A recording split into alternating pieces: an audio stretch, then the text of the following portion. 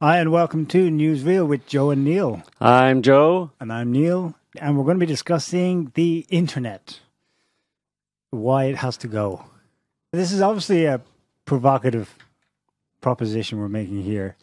9/11, the internet. We're not seriously considering that anyone needs to do anything about it. In fact, the point is really that there isn't anything to be done about it. What do you mean by 9/11, the internet? 9/11, the internet, I suppose. I'm not sure. What do we mean? I mean, sick Al-Qaeda. Because that's obviously, sick Al-Qaeda on the internet. Make them blow it up. We should, I think 9/11, the internet came from an image that popped into my mind of two large, very large server stacks that look a bit like the Twin Towers that would contain all of the internet, and then you crash two planes into them. You get Al-Qaeda to crash two planes into them. And why, whence this and then have dystopian, them dustify. Whence this apocalyptic vision came? Why? What did it come to your mind? Just because I've reached the end of my rope with the internet. I may hang myself with that rope. What was it about? I would if I hadn't reached the end of it. I've no rope left to hang myself. I just have to suffer it. It's just there's I suppose there's a breaking point. There's a kind of like a. It may be only a temporary thing, but I don't think it is, because when I thought about it, it's been growing. Well, I decided, that's actually a very good idea, and it's got a good foundation. The idea of doing away with the internet. The internet has got to the point where it's actually much more.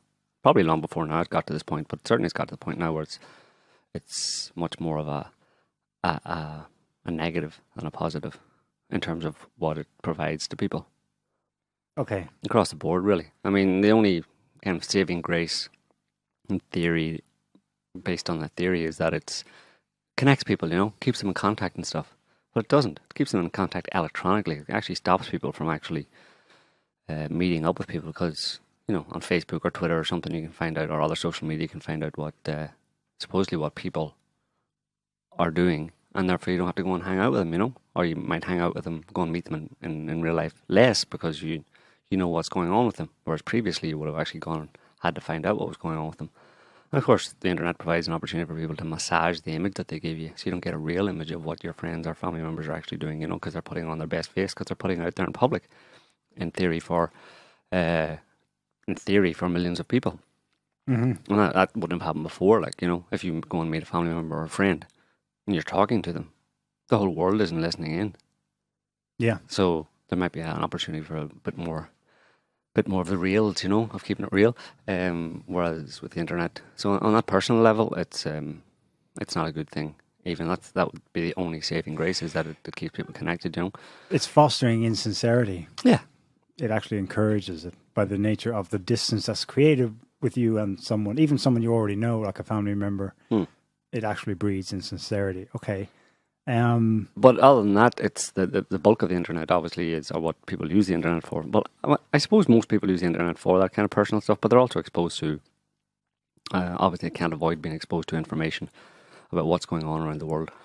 There was one story that came up across my newsfeed when I was ill-advisedly looking at the interwebs the other day, which I shouldn't do anymore.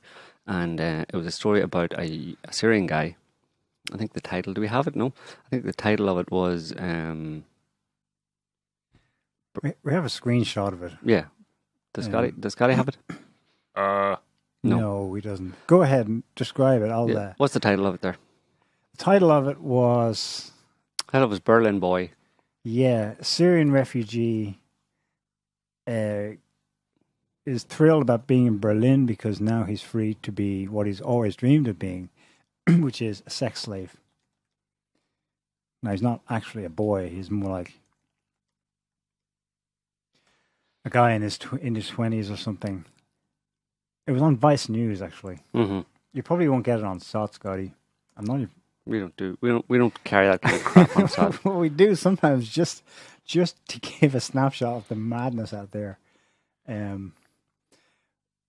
It's the inanity of stuff. We're pulling up a more extreme story here, which you will find plenty of on Vice. Yeah. But the inanity of it is that even on the sites now, like, even if you're saying to yourself, I know the internet's full of crap, but I'm only going to use it for, and you have your reasons for it, and they're positive, and you find they're helpful for you. You're nevertheless passively bombarded with shite non-stop. And I think even the more sober, I mean, the best sites that we would recommend are obviously the Russian news sites, because in general they're, truthful, objective. Maybe not so much about what's going on in Russia, that's debatable. But when it comes to international affairs, they are. Which is why, of course, they're attacked so vociferously by the US establishment. But I go on Sputnik just today, and like, their idea of, I don't know, giving people some of what they want, apparently, is to have articles about how so-and-so is now dating. Oh, this is a Vice one. The story there is the Syrian refugee. This came across my internets. The Syrian refugee who found his sexuality in Berlin. For most of his adult life, Barry has wanted to be a sex slave, but he was only able to live out his fetish after his family fled Syria and moved to Berlin.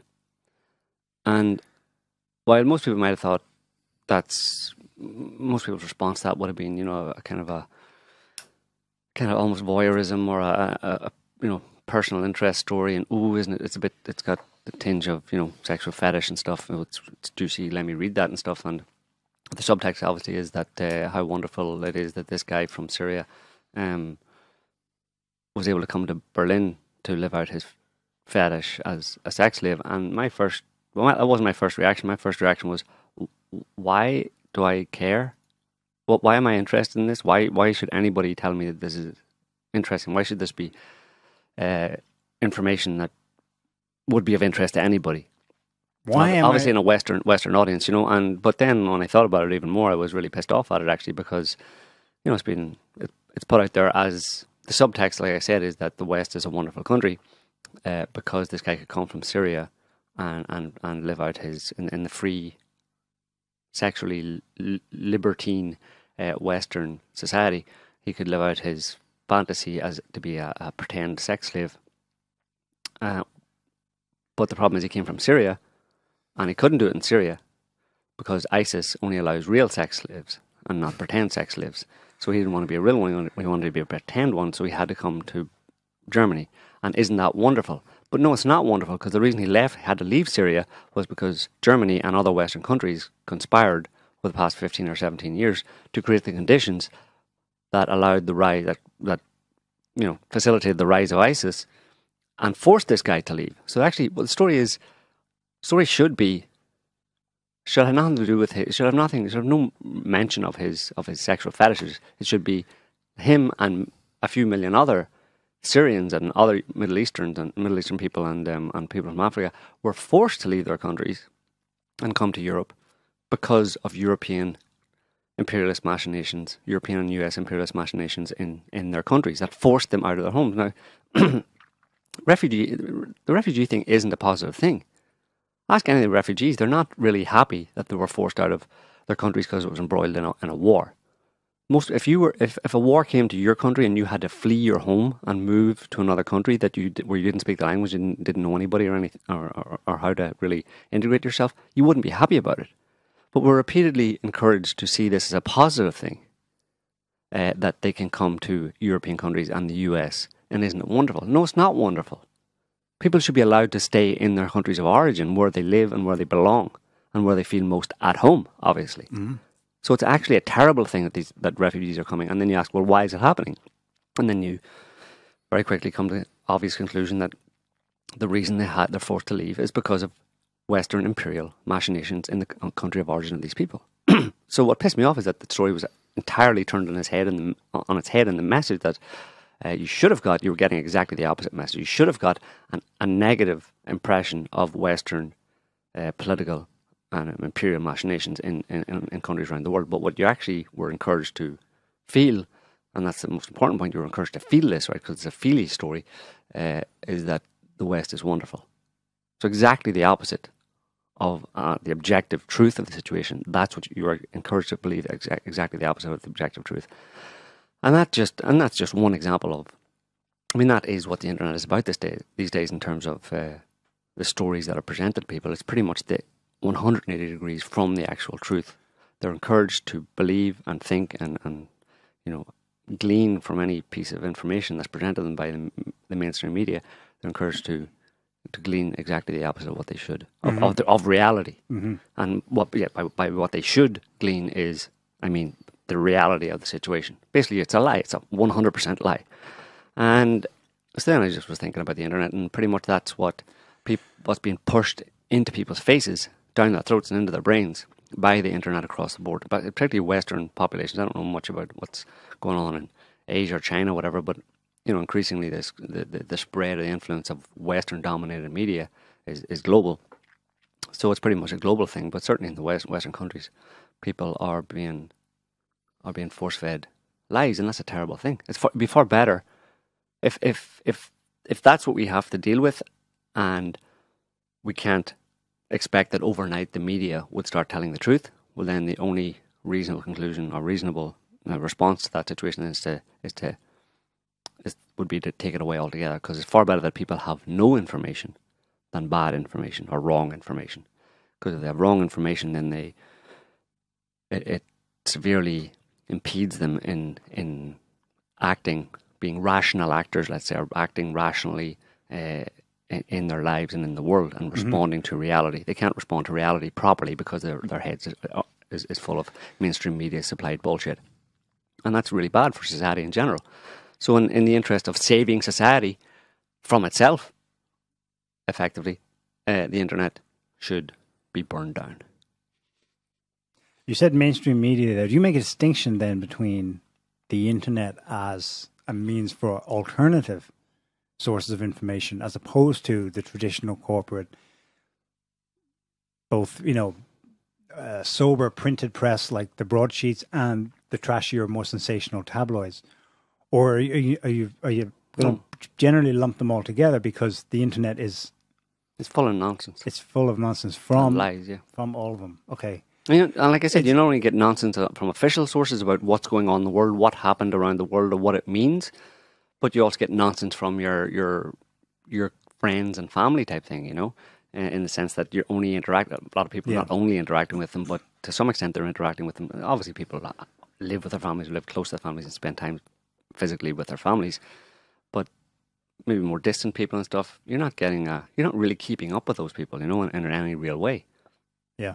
I certainly know that from my own personal experience of family and friends and stuff. I'm not getting a good read on what's going on with them from Facebook.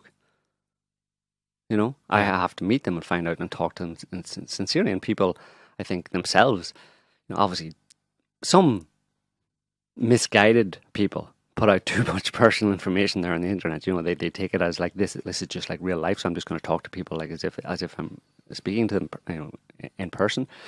But most people, I think, realize that you shouldn't do that. So there's a filter there, there's a mask that goes on, So you're not getting the real information from friends and family either, and you're not getting it from the media, obviously, because they have a vested interest and agenda in spreading a particular angle on things. So I don't see any saving grace in the internet at all, really, at this point. It served its purpose, but the thing.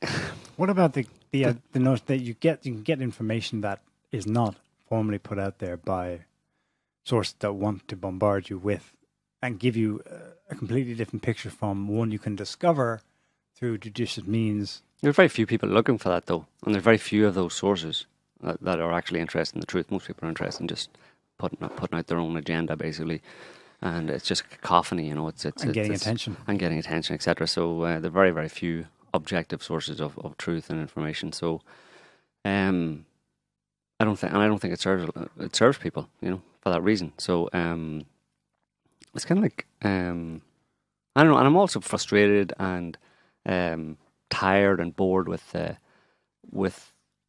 kind of game that we've been playing. We obviously have used the internet over the past 15 or 20 years to try and be one of those sources of truth and objectivity and try and get as close to the truth of what's actually happening on a large scale, on major incidents.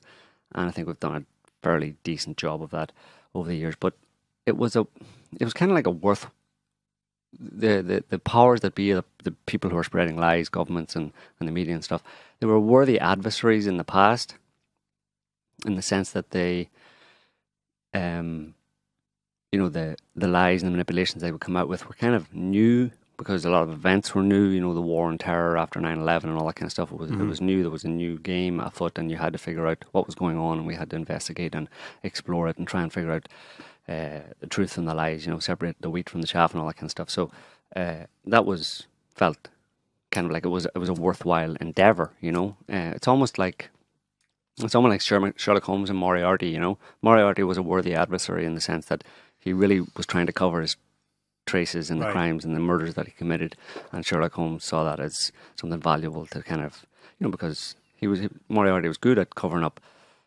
his crimes and stuff, and Western governments and the media were kind of good at that as well. But now it's almost as if Moriarty just isn't actually attempting to cover up his crimes at all. And what would Sherlock Holmes' response be? That we'd be like, well, what's the point? Like, I mean, he's not even trying to cover up the fact that he did it. Everybody should know it, you know? Yeah. Everybody does know it. Everybody can see it. So what role do I have to play anymore? You know, and that's the stage we're at now, obviously, we spent a lot of time harping on repeatedly, banging the drum about, for example, the US and the British and other European governments and intelligences being involved with Islamic terrorism. The thing that they were supposedly trying to defeat, they were actually involved in creating it and facilitating it. And that has become a kind of it's a fairly well-known fact. It should be it is a well-known fact. At least the information, the official source information, is there to prove that what we've been saying all those years, when it was very murky and a conspiracy theory. Now it's not. It's it's an established fact. We have neocons suggesting we turn ISIS loose on Iran, right? Explicitly on CNN or wherever they're. And you have the White House and the US government warning Russia that they better not attack those rebels in Idlib in Syria. And everybody knows, including the mainstream media, that those rebels in Idlib are actually Al-Qaeda. So you have the US government warning Russia, do not attack Al-Qaeda in Syria. Well, what more do you want? I mean, it's done. Al-Qaeda, who attacked us on 9/11, which we spent all that time. Right. And so it's irrelevant now. So do we need to harp on about the fact that the US is in bed with Al-Qaeda? No, it's on CNN. So what role do we have to play anymore? Done. There you go. But the sad thing is that now that big secret, the conspiracy theory, has been proven true, we think, okay, job done. You know, the world's been put to rights effectively, you know, and it's all going to be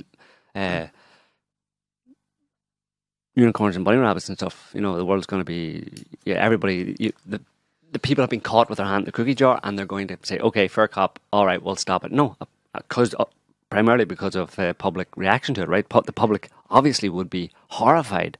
There'd be mass protests and demonstrations when that information came out that Western governments were in bed with Al-Qaeda all along. No, that's not what happened. It went over. Well, it produced. I don't think it even produced a whimper. It was just water off a duck's back. It just rolled off people's back. There's no response whatsoever. Whatever. Yeah. So that's the second element to it. Not only is the information out there, but the expected public reaction to it, or that the fact that information is out there about Western governments being in bed with Al-Qaeda, that would put a stop to these kind of dirty games that Western governments have been playing, is not happening. The public isn't reacting. No one cares. Everyone shrugs and carries on. So what are we meant to do? I don't have anything to say anymore. No. It's emerged, the great truth, whatever. The truth of the game that emerged, the game that began with 9/11 emerged, but it emerged in a tsunami, cacophony of BS and total inanities, much of it emotional guff. The vast majority of it, this narcissistic game where people are encouraged to, under the guise of, you know, speaking up and speaking out for whatever cause it is you believe in, really it's an attention-seeking exercise for the most part. And even when you've got these sincere, you know, totally sincere people, and they're standing in their corner and they're going to fight, and they're going to fight the system, by God, it will have an effect. It's just drowned out by this sheer scale of identity politics and gender equality and all that kind of stuff. Somehow that came in just at the right time when if people had been sitting quietly, twiddling their thumbs with nothing else to do, and suddenly it was revealed, or in a succession of revelations, it was revealed what really was going on with the war on terror, that the US government and Western governments were in bed with the terrorists. If people had nothing else to do, if their minds weren't occupied with something else, you might have had a public outcry and something might have happened. But luckily, to completely obscure that potential outcry, you had this descent into madness of identity politics, gender equality, equal rights, equality, all that kind of stuff that people are crapping their pants about these days for no good reason. And you see it's mixed with that story that we mentioned previously, actually. I mean, it's a good example, actually, because they mixed the two. You have the elements there of Syria, what's going on in Syria, the US government and the British government and the French government defending terrorists, Al-Qaeda terrorists in Syria. And you have a story from that basis of a Syrian guy having to flee Syria because of the support for terrorists by Western governments to come to Germany, where he could do what? Advocate, or Vice News on his behalf could advocate for gender, sexual rights and gender equality and blah, blah, blah, blah, blah. It's all folded into one. The two are folded into one there, yeah. To distort the pure reaction that people should have had to psychos in positions of power, doing exactly the opposite of what they claim they are doing, they themselves being the enemy that they claim to be fighting. Whether you're principled and sincere in you're setting out, I'm only going to use the internet to find what I need to do, to research, to get answers, to do productive things, to buy things I really want / need, to fulfill what it is I want to do, so conscientiously, or whether, like most people, it's not that at all.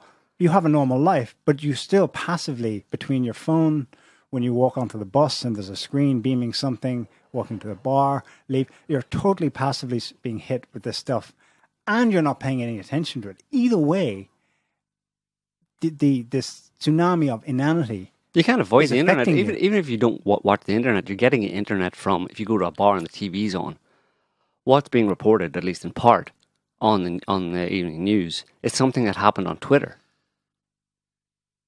So even if you don't look at the internet at all, you can't avoid being aware of it and being influenced by the cacophony of the cacophony that's occurring on the internet of just complete nonsense. Obviously, that's what a cacophony is. Look at the hate Trump campaign, right? Definitely mainstream driven. Get Trump, and every time he tweets, it's a news headline, and there's analysis and fallout, and they're I mean. Even when they say they're only highlighting this to get Trump, in other words, to support their agenda of doing so, they're constantly feeding back into the inanity that they're themselves criticizing. Why are we paying any attention to this guy? We should just isolate him. And let's just use him as one example. But it's even the mundane stuff. Like you did a deep analysis on that Vice headline, but if that came across my screen, I'd be like, why am I privy to this? Why I don't want it. It's just like, go away.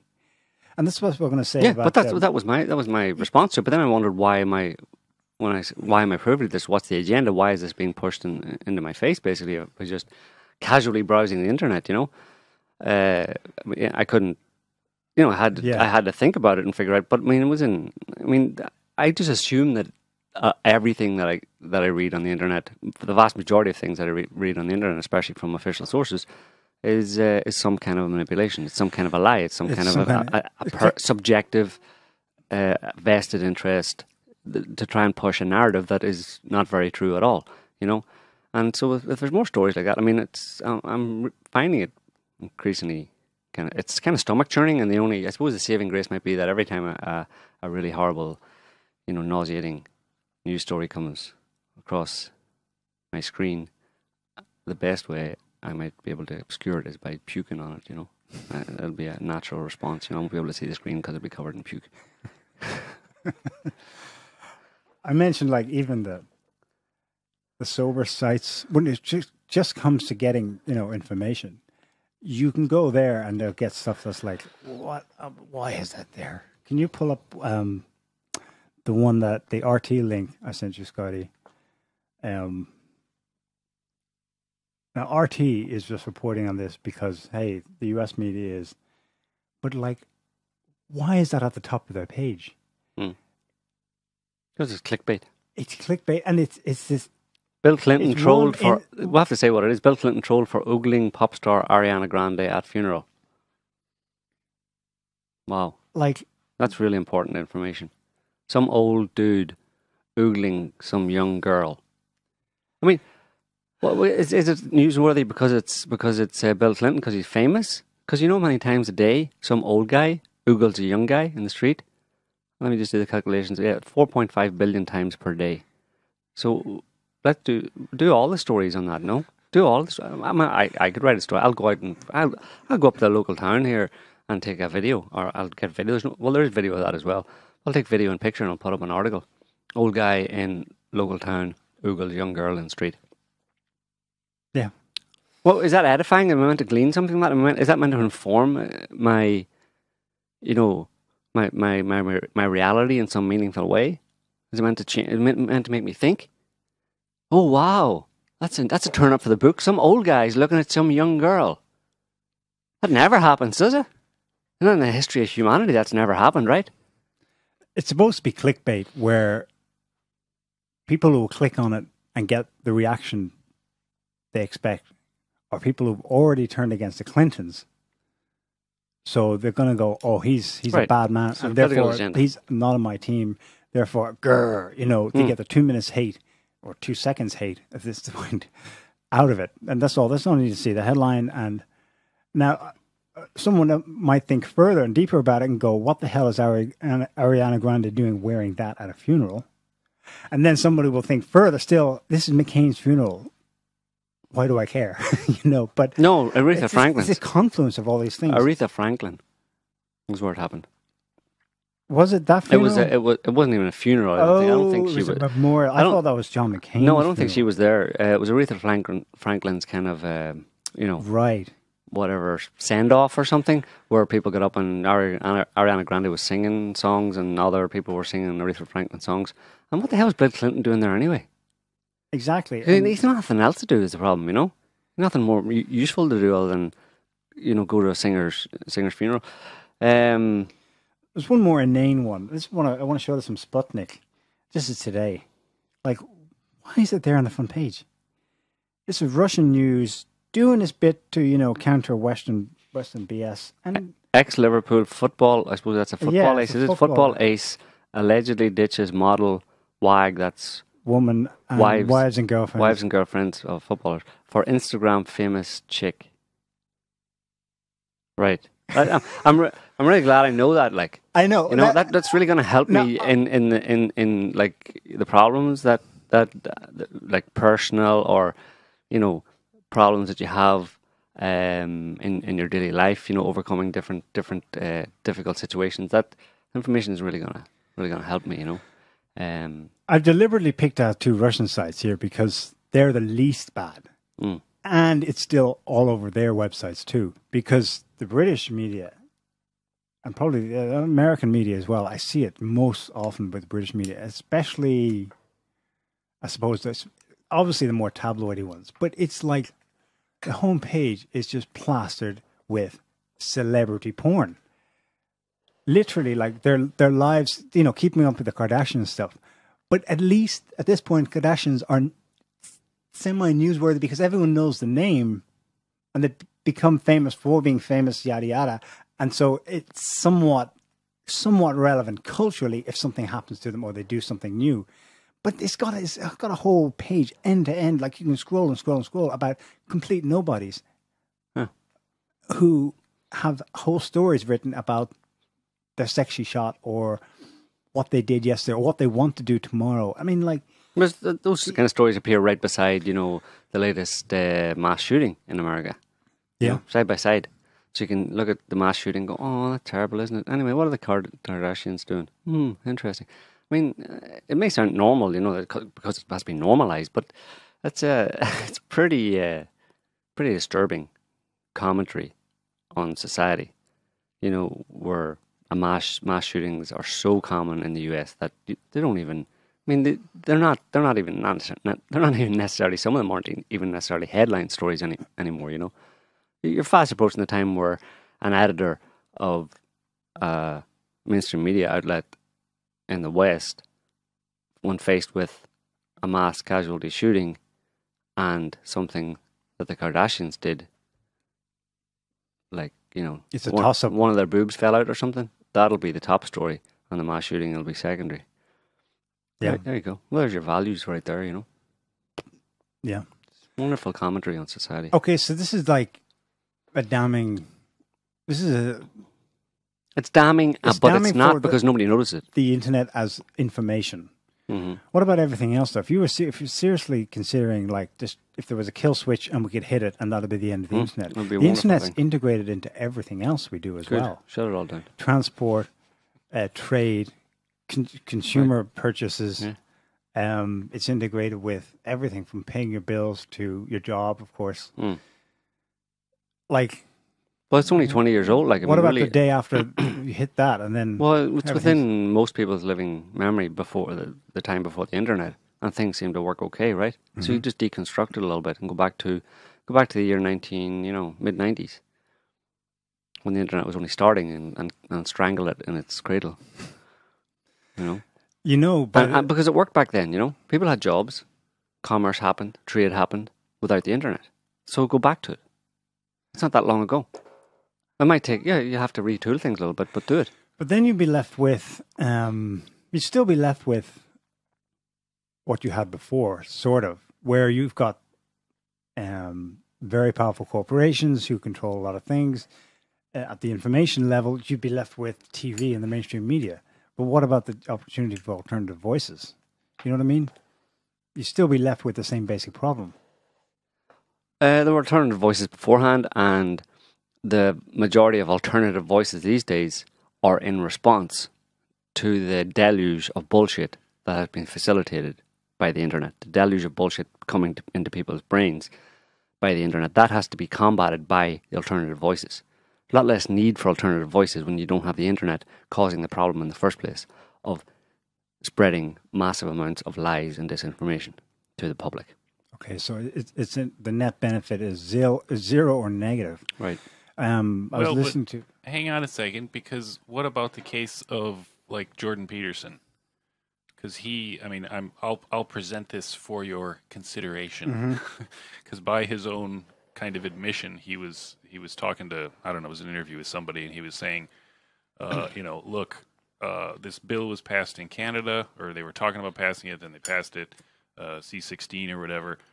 And basically his popularity and the fact that he's running around the globe and actually, he seems to actually be helping a lot of people.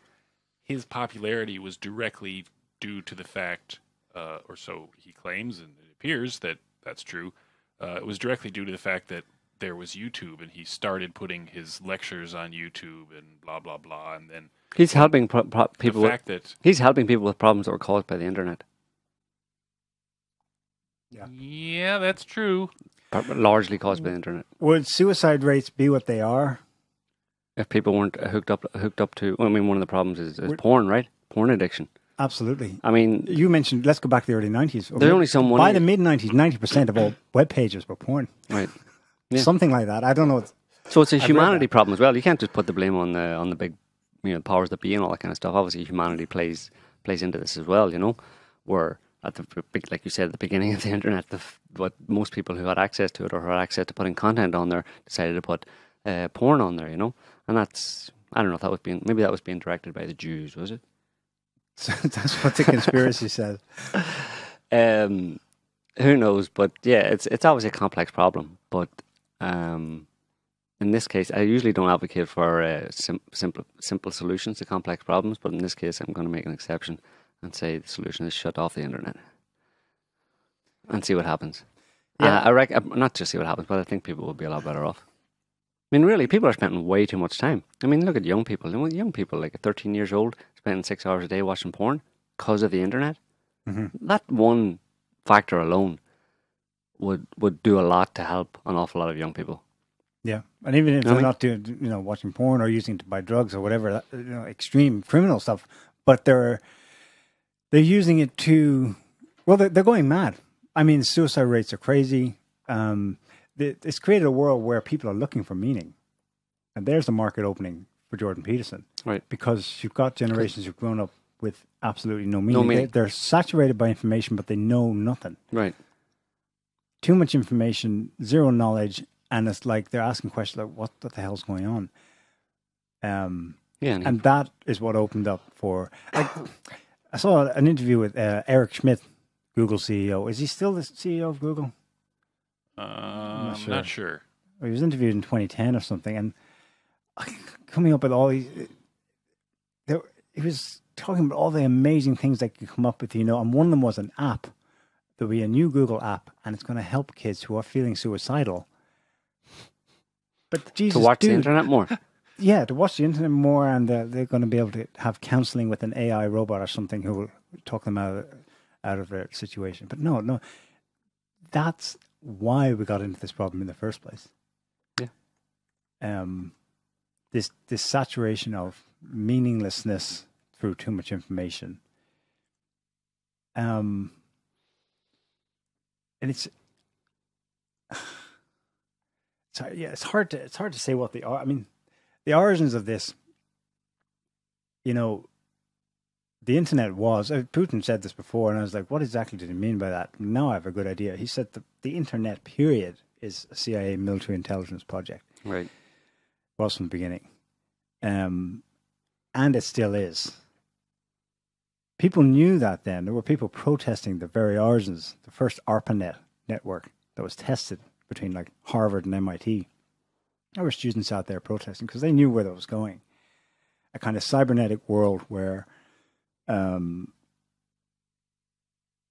basically great big centralized databases would have the goods on everybody and know what they're thinking before they even articulate it, before they even think it, and therefore be able to tailor political solutions to any potential problems before they come up. Right. There's a book here. I'm nearly finished it. Everyone should have a look at this. Surveillance Valley. The Secret Military History of the Internet by Yasha Levine. He's actually been working on it for about four years. It was a series of articles. He was a writer for Pando, some small outfit in California. It's come out in a book this year. And yeah, it's stuff we already knew. I mean, everyone knows it. Like, the military and intelligence and power, real serious, like global power, is baked into the internet. That's the term we use from the beginning. It's the need to create IT solutions that became the internet was driven by a desire first to deal with the counterinsurgency issue in Vietnam. Counterinsurgency being a euphemism, a kind of a newspeak word, really for mind control, for controlling people, to be able to see what's arising before it actually happens and act preemptively. And achieve military objectives, yeah. And the kids protesting Vietnam some of them anyway, were aware of this kind of projects that were up and running, and they knew damn well that this was going to be turned on the American population and then the world. Because that kind of, just the concept, this is before they had the means to do it. If you like, they came up with the concept in arguably right after World War II, but anyway, by the 60s, it was really being discussed in academic papers and tried out, at least at a conceptual level. And the concept was get as much information as possible on as many people as possible, centralize it, and then have the eyes and ears shared by all the key players, the need-to-know basis. And from that, you would be able to eventually, they knew where it wanted to go. You would have predictive models that would be able to tell you where, in the narrative of the time, where people are going to turn communist because they're unhappy. So we're going to be gauging their happiness levels. And, you can say, well, it's silly, but what happened over the next 40 years is that they fleshed out the technology. This is what drove them. The quest to find the perfect systems to fulfill the concept they'd already had in their heads. And the next 40 years, 50 years, up to today, is the story of just fleshing out this structure for what they called after 9/11, but then quickly changed the terminology, total information awareness. Mm-hmm. And that's still the case today. We've come out, in the intervening period, people have kind of forgotten this.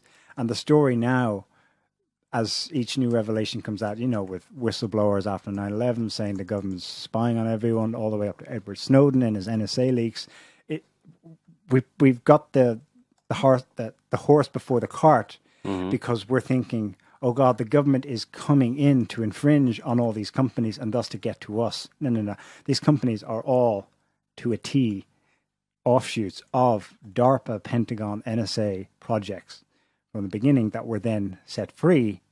They were set free precisely so that people would organically take them up and voluntarily give up everything. And then with just a few hacks, taps, guns held to CEOs' heads, you know, various means, they have had a very easy way of getting back into those now private companies, which were fundamentally offshoots of the Pentagon in the first place. So that's the maybe a longer version of what Putin's saying when he says, well, you know, the internet is a CIA project. And he's saying more, I suppose more broadly, he's saying it's an American creature. Mm-hmm. Now, yeah, it's global now, and everyone treats it as if it's unhinged, it's decoupled from American power interests. And part of what attracted, I mean, those students who were protesting it in the 60s, they flipped, you know. From among them came guys who became the gurus, became the tech innovators, became the great kind of evangelists. Some of them literally, Yasha Levine says some of them literally had religious conversion experiences as they became major supporters of the tech, because the kind of religious ideology that underpinned all of it was that the government thinks it's going to be able to get all this information, one database, spy on us all, control all our minds. But actually, this tech holds the promise of being the great equalizer. Mm. And we're going to get the revolution we want. Everything's equal. It's the SJW utopian dream. All is equal. They predicted that power structures will be rendered redundant. There will be no more military wars. There will be no more hierarchies. And they went to town with it. And that drove... it drove the ideology. Sometimes you could say it was communist. Other times you could say it was libertarian. It depended. There were different flavors of it, but all of it was driven by... And that was just music to the ears of the contemporary spooks who would be like encouraging these kinds of people. Because they were going to use it for the same purposes, but not for a positive purpose, but for their own kind of nefarious purposes of... Yes. Of controlling people. I mean, yeah. A modern example, the contemporary one, which he actually, Yasha Levine was at the center of exposing, because he got attacked massively after doing this. So you had the NSA leaks in 2013. Edward Snowden is catapulted to stardom, cult-like status, right? Globally. And what has he spent the last 5 years advocating? Well, internet freedom. He's bringing you the bad news. There's this totally global behemoth of surveillance, this Leviathan hell, and they have all these means, and he releases a series of things that have slides that show that this is what they're thinking of. These are the kinds of things that are already in operation. They can go into a country and kill its... key infrastructural systems, like the one he exposed in Japan, where they set up malware that could knock out the power in the country. And he theorized that was, if our ally and friend ever, you know, went rogue, we have these ways, these backdoor ways of controlling them. So he exposes all that. And yet, at the same time, he's on a mission. He is a true believer, libertarian, internet freedom activist. He's saying, fear not, there is a solution. And the main thing he pushed was the Tor project. Remember the Tor networks, file sharing networks? It's kind of a sub network that's totally dark. The data can go in and come out, and it's in between. It's totally scrambled, and there's no way they can. And in principle, it does work, so long as you remain totally anonymous in everything you do. As soon as you log into one account or buy something that's attached to a card in your name, that's it. Your cover is blown. It's not just that you're blown in that area. It actually ties you with everything. It only works as long as you live in a parallel reality. Anyway, the deeper story is that the Tor project, as Levine exposed, was a DARPA project itself. It was set up precisely in order to enable U.S. intelligence operatives to do cyber intelligence work, cyber spy work, anywhere in the world, like get into any system undetected in one end and out the other. But they had a basic problem, which they realized right away when they were developing this, which is that sooner or later it's going to be noticed that anyone who's coming in any entry or exit point, they're going to see that right there, oh, that's another CIA agent. And you can adapt to it accordingly.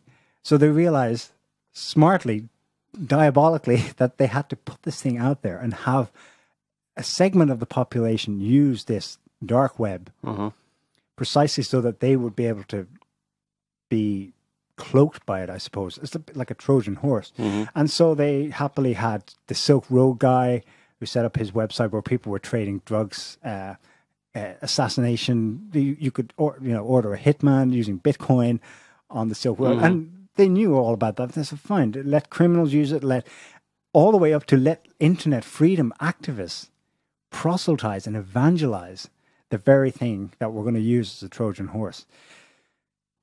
Why would people ever think about that? I mean, all movies that portray a kind of dystopian, post-apocalyptic kind of future or whatever, or some future human society, they're all massively technological. Yeah. And it's not good, it's never good. Yeah. There's always very often there's this massive underclass who are living outside of the techno wonderful zones and stuff, and or it's like there's some kind of massive surveillance state or something like that. I mean, how would anybody ever think that effectively dehumanizing people like these transhumanists talk about, about uploading your brain into a computer and all that kind of stuff? How would anybody ever think that process of dehumanizing people would be better, would be good? I mean, human beings are human beings for a reason, for a purpose, and to jump ahead like that and to decide that, we're past all this. Obviously, you're not past this, Now you look at the world today and look at what's going on. Look at the average person in the street. They're not ready for... Exactly. They're putting a monkey in letting a monkey take control of computers, basically, you know what I mean? You expect that's going to work out well. I mean, people need to, getting back to what Scotty was saying about Jordan Peterson, people need to get back to basics, and they're being distracted from those basics in terms of what they need to do, the problems that they have, fairly fundamental and basic and rather simple, if not easy, problems that they have to solve. And people are being encouraged to ignore those things and actually learn from them and become a better human being. People are nowhere near the end, at the pinnacle of human civilization. Nothing really has changed in thousands of years in terms of human civilization and the way ordinary humans interact with each other and the way they think and the way they have no real control over themselves. Nothing has changed. Yeah. The technological advances are just like a mask for the fact that human beings have not really evolved very much at all. So, I mean... And we have the evidence before us today where, given all these tools and means of communication, trade, etc., what happens? The collective unconscious of the species is all put out there, and it's a shit porn, violence, screaming at each other. For the most part, yeah. Deceiving each other online. It's a complete shit show. Right. And that is the answer to what these techno gods, as they came to see themselves, promised. They said, we're going to break free from the chains of the past.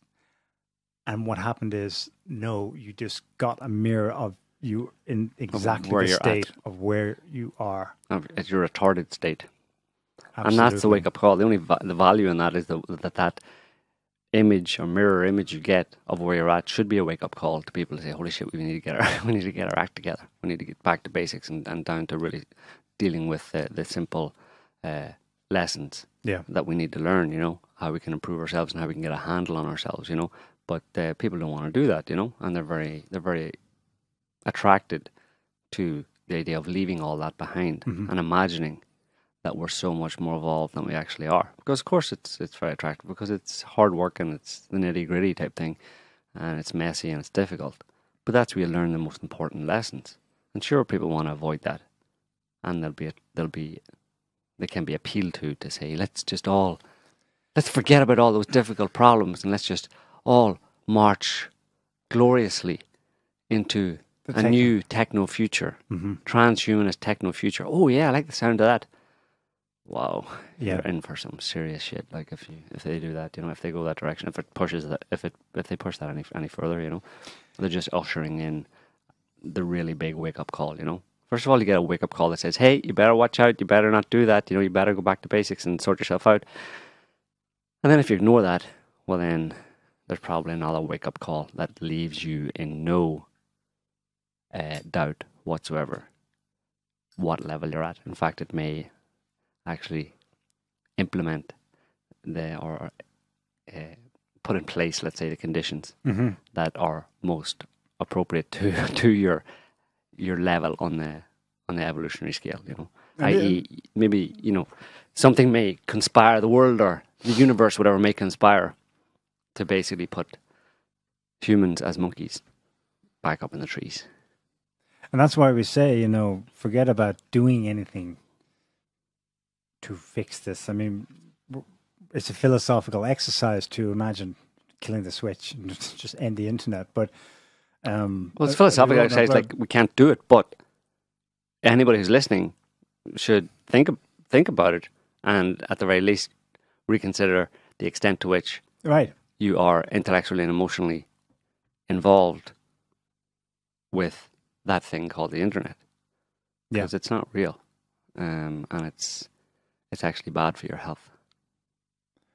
What would you recommend? We don't use mobile phone, but we use a phone if we go somewhere.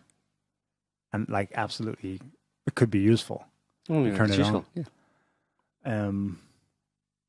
Technology should be used in service to humanity, in service to helping humanity achieve what it's meant to achieve on a human level.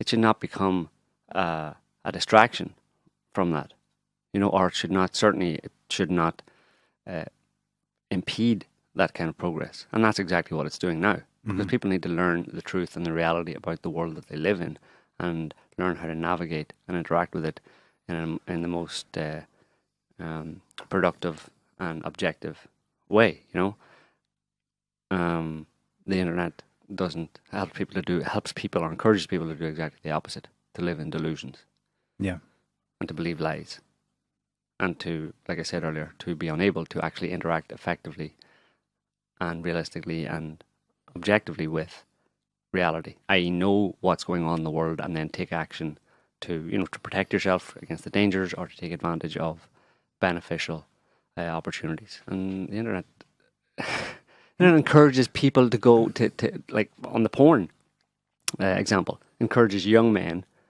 to see women in a particular way and then go out and look for them in real life. If they ever peel their arses off their chair, to go out and look for women that they've seen in porn videos. They're not going to find them, but they're going to try really hard. And you know, women are affected by that as well.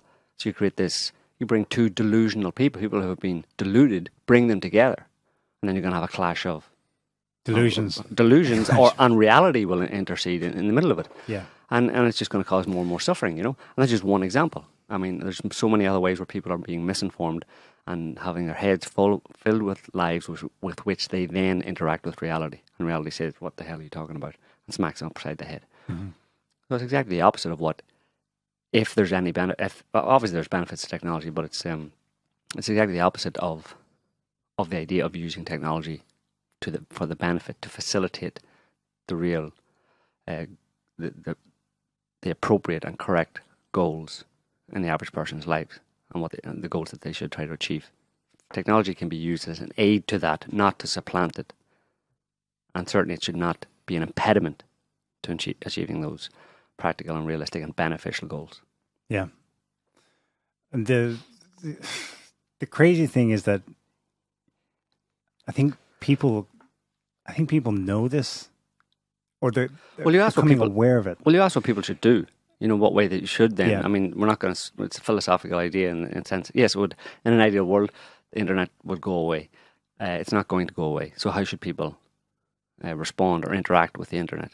Well, they should, in my opinion, they should follow that example that I gave, where they should use the internet sparingly, because the vast majority of it is nonsense. Or if you do look at the lies, you should only look at those lies as a way to reaffirm the truth, you know, within yourself. And if you publicly speak in any way, or you know, if you're spreading any information yourself on the internet, then it should be used to combat those lies. I mean, you can't get rid of it, so we have to make the best of a bad situation, and the best you can make of a bad situation is certainly not to be identified with it. Don't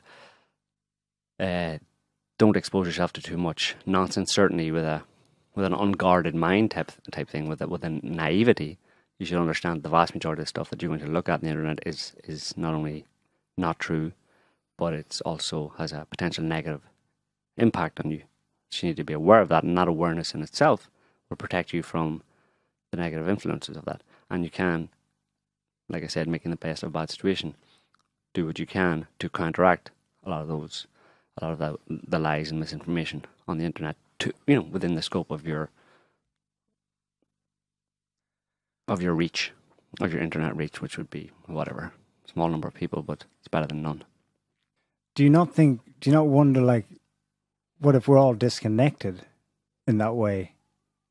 We're all back to where we were before. Meeting real people, you mean? Yeah. What about dealing with your people local who we want, who we would not otherwise have met, who we do like, and they're good people, and they're right for us, and so on? How many people do you want to meet? How many good people do you want to meet?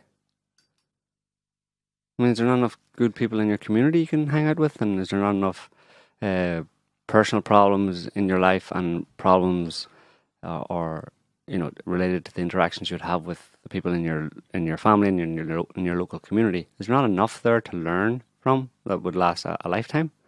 And if you're pretty smart and you get through that pretty quickly, yeah, you can go over to the next town, or you can move. Yeah, I mean, nothing. So before the internet, people travelled around and saw the world and stuff, right? Mm-hmm. And I mean, there were airplanes before the internet, right? Yes. Yeah, people travelled, didn't they? Yes, but pretty sure there was airplanes before the internet.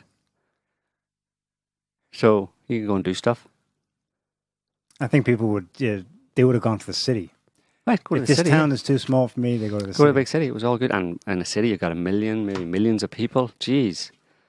There's a cornucopia there of experiences to be had. You don't need the internet. And people are people wherever you go, you know, to a large extent, you know. There's not very much to be gleaned from, despite what people would have been led to believe these days. There's not much of really essential value to be gleaned from any other cultures in the world. Yeah.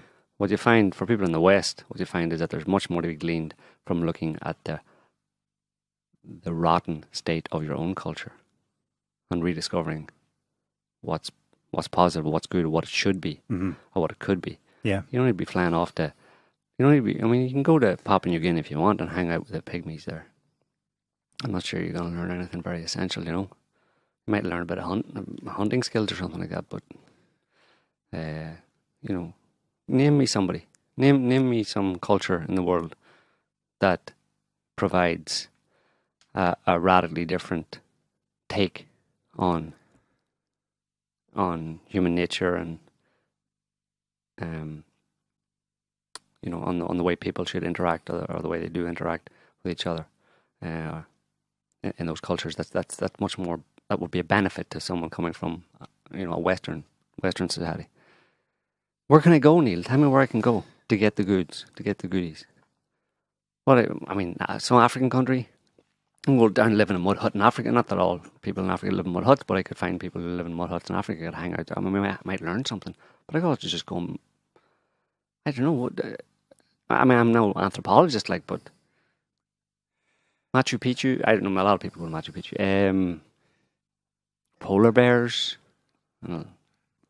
That's maybe the narrative people had for getting out and exploring the world. Yeah. And finding out about what makes other people tick. But if you look at what's driving the original project that became ARPANET and then the internet, and as stated today by the CEOs of the nominally private individual entities like Google, they'll say things like, our goal is a societal goal. Our goal is to get out there and to fix and to bring freedom and democracy. And this is where the synergy with like Iraq, the core US government strategy and Libya, the technology that became the internet are totally one and the same. It's to get out and to ensure that the great equalizer, this is why I say it's an American project. They managed to cleverly drop all references to this being a US project. But it is at its core, it's about getting out there and getting into the minds of all these people. It's not about getting out there and culturally enriching your own, although that might be sold as a useful byproduct of it. It's about you are the cultural enricher. It's right, about of course. Getting out there and getting. And China drives them nuts. And I wonder in this context then, because when you say Chinese Great Firewall, people's first association with that is bad, negative, anti-freedom, evil. Oh, imagine living there. It'd be terrible. There'd be no internet. I know. But in this context, is that flipped then? But the Chinese onto something by saying, let's keep the internet out of here, or large sections of it. Can you blame any country for wanting to protect itself from America? Right. In this day and age? No. And everything that America bestows on the world, not just protected from it militarily, but everything. I mean, if you look at what America does, I say it's American values as represented by the American elite, by what they do militarily, what they have done militarily. So we don't need to go over the history of the past 17 years since the war on terror and what has happened. We can just mention some countries like Iraq, Libya, Syria, and several African countries, a few South American countries, and if you want to go back further than that, you can go into a few dozen other countries and see the results. So American values can be measured by what they do when they go and spread freedom and democracy militarily to other countries. So any country that has experienced that, any country that has seen that happen, seen what America does when it spreads its largesse around the world, would say, no thanks. Not only no thanks to the military aspect, but no thanks to anything else you're offering, because you're obviously a bunch of assholes. So I don't really trust that anything you would provide culturally, if you wanted to come and give us some of your wonderful cultural goodies, they're probably not worth. They're probably worth, they're as good as your military offerings as well, of freedom and democracy and stuff. So, why would you blame any country for wanting to protect itself from what America offers the world, based on the history? Yeah. And at the level of information, I'm not even talking about the more obvious propaganda that the internet can be used as a medium to infuse towards full spectrum dominance into every mind on the planet, but just at the level of ideas. I mean, the overwhelming majority of this is, of course, not directed centrally by a conspiracy, but just a proliferation organically of people with big ideas having a platform. But the thing is, there's no filter as to whose big idea gets out there and gets promoted and then gets picked up and then starts influencing people and then ultimately ends up as a bad idea and drives people crazy or something. Yeah, we want to spread freedom and democracy. America says they want to spread freedom and democracy, and that sounds interesting. Freedom and democracy, that sounds good. And by the way, also, Coke is it. Okay, I have to take that as well? Yeah, among other things. I'm loving it. Okay. And just do it. Okay, so you want a corporate takeover of my country. Okay, I see. Okay. Those are the ideas that are spread. But of course, and those ideas are spread because human beings are greedy and selfish and self-centered. Of course it's going to happen. Yeah. People need to ditch this very, very lovey-dovey view of humanity, and we're all one big happy family. No, we're not. People are assholes, generally speaking. And that's a safe assumption to make. And you know why it's a safe assumption to make? It doesn't mean that you conclude definitively that people are assholes, but that's your working hypothesis. Then you allow the person to prove that they're not. Yeah. Because if they're not an asshole, they'll prove that they're not an asshole. But you take it as a working hypothesis that they are until they prove otherwise.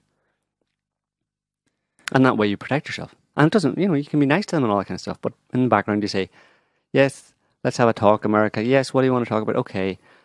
But, right, that was a nice talk, but no, we'll not be having any of your freedom and democracy, or, you can be pleasant to people, you can be nice and friendly and stuff, But, everybody should be suspicious of people, and by extension, all the way up to the top, corporate, elites and government elites. It applies to all of them equally. In fact, probably more so, based on the evidence. It's a good life strategy. Yeah. And like I said, and I reiterate that it doesn't mean that you're this kind of that you go around being this pessimistic kind of defensive, pushing everybody away, living on your own and loner. Yeah, no, you don't have to do that at all. You just have it as a working hypothesis in the back of your mind that you're suspicious of everybody. Why? Because all of the evidence, based on personal experience, and all of the psychological evidence in terms of psychological research, confirms that you are correct. That people are not to be trusted, because people don't know themselves. Yeah, and they'll tell you all sorts of lies and narratives and stuff and you have to be smart. You don't have to hate them for it, but you just have to be aware. It's like, don't believe that a tiger when you see it when you see its corners of its mouth, peeling back, it's not smiling at you, probably. Don't want to be friends, probably, because you don't get many shots at that, Yeah. You can go and pet the nice tiger who's smiling at me, and then you find out, in your last breath, you go, oh, actually, he was fucking snarling at me because he was hungry. Oops, well, too late. But if you want to survive, people don't mind going out in a blaze of stupidity, but other people kind of want to survive a bit longer, and navigate the dangers of the world. And one of the dangers of the world is that people aren't honest with themselves first and foremost, and therefore can't be honest with other people. So don't assume that people are being honest with you all the time. Yeah. And obviously, like I said, that extends all the way up to the top. All the way up to the top. Government too. Yeah. I mean, the internet, it was, in hindsight, it was always suspicious, wasn't it? So much of it was free stuff, free Gmail accounts, very cheap access to everything, and the whole world at your fingertips. Yeah, in hindsight, it was pretty obvious that, hang on a second. There's no free lunch. You don't get anything for free, What are we falling into here, Yeah. So, I think we should, ideally, the internet would go the way of the dinosaurs. And maybe it will. Literally. One day, all it would take would be a nice... Well, maybe, actually, Scotty would probably correct me on that. It would take more than an EM pulse from like a space rock exploding or something. But it would do some damage, right? Well... A big EM pulse. Isn't that what America's afraid of? That Russia's going to EMP them? Yeah. I mean, you'd probably... multiple EM pulses, but that wouldn't even take out like the whole... I mean, even if it takes out large chunks of the power grid, you have backup generators, and of course the power grid in many countries is rather fragile. And yeah, it would be... Well, it would be awfully hard. It would be both easy to do and hard to do. I mean, you already have outages. Like just the other day, it was like everyone was running around like screaming with their underwear on their head because like Facebook was down in Europe. Right. And it was like, I clicked it and I go, well, it works for me, Mm-hmm. But at the same time, I think, when people talk about how fragile everything is, that's pretty much true, because there are like literally millions of people working every day to keep everything running. And so it's not, it wouldn't take much. Yeah, well, maybe it'll happen one day, in one way or another. But until then, we just have to, like I said earlier on, we have to, proceed with caution. And, I mean, I know a lot of people know this already, but it kind of bears repeating, because you can get sucked into things and it can be kind of overwhelming in a certain sense, and you can forget to kind of just shut it down. Shut it down yourself. You can't shut it down all across the world, but you can't shut your own internet down. I mean, temporarily, like switch off your computer or just walk away from it, and keep the right perspective on it, because I don't think it's going to last very long. Because something as full of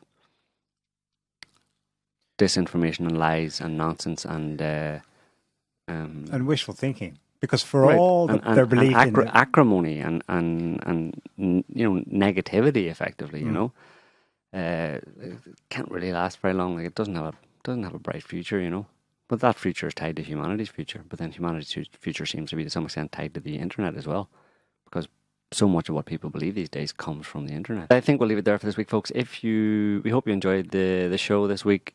If you like our videos, please subscribe and click the notification button, the belly thing. And we'll be back next time with another show and lots of thoughts on stuff that's happening, including the internet, probably. No doubt. So until then, have a good day wherever you are. See you next week. Bye. Bye-bye.